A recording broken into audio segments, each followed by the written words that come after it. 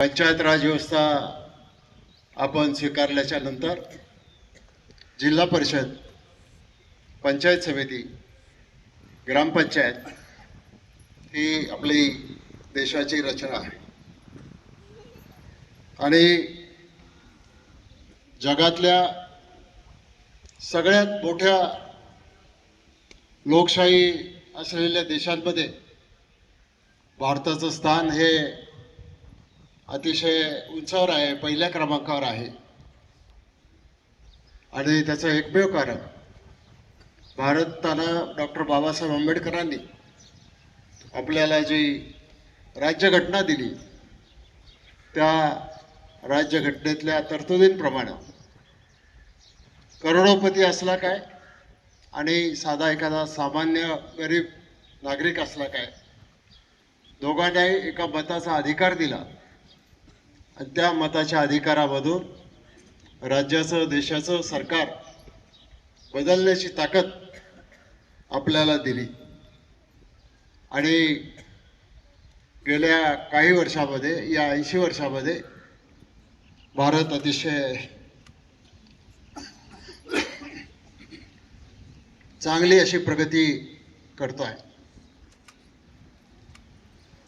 मी आजच्या या स्वातंत्र्य दिनाच्या निमित्तानं आपण सर्व विद्यार्थी, नागरिक सगळ्यांना मनापासून शुभेच्छा देतो. आपल्याला माहिती आहे की या देशामध्ये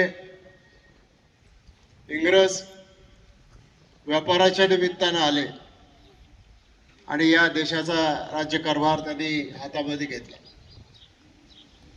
स्वर्गीय महात्मा गांधी यांच्या नेतृत्वाखाली या देशाला स्वातंत्र्य मिळावं ही भूमिका घेऊन या देशामध्ये आंदोलन सुरू झालं आणि ते आंदोलन दीर्घ काळ चाललं.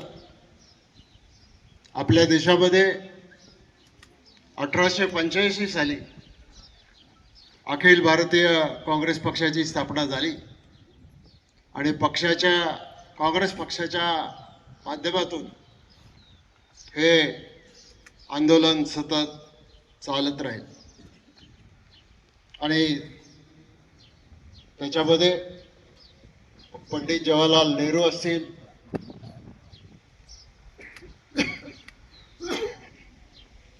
किंवा अनेक स्वातंत्र्य काळामधले स्वातंत्र्य सैनिक, राजकीय पक्षांचे पुढारी, अनेक विचारवंत, अनेक वृत्तपत्रकार यांनी सगळ्यांनी आपापली भूमिका बजावली.